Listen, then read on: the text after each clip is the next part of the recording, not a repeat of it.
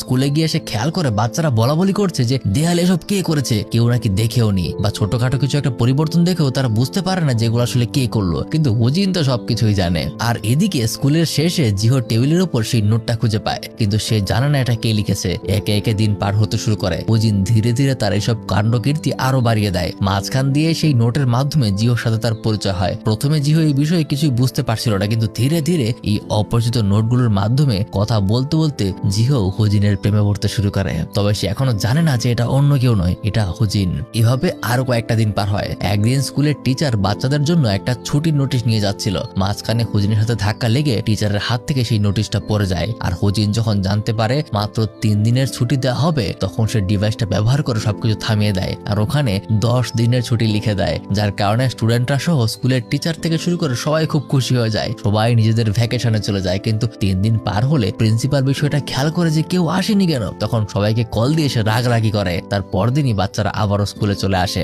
পরের সময়গুলিতে ঘটনাগুলো আরো মজাদার হতে শুরু করে। এক রাতে জিহো তার টিমমেটকে নিয়ে বাস্কেটবল খেলছিল আর হুজিন দূর থেকে তাদেরকে দেখছে, কিন্তু জিহোর দল খেলায় হেরে যাচ্ছিল বলে ধাপে ধাপে কয়েকবার হুজিন সময় থামিয়ে তাদের বাস্কেট করে দেয়, যার কারণে জিহোর দল খেলায় জিতে যায়। আর তাছাড়াও সেই দিনের নোটগুলির মাধ্যমে প্রতিদিনই তাদের কথাবার্তা এখনো হচ্ছে।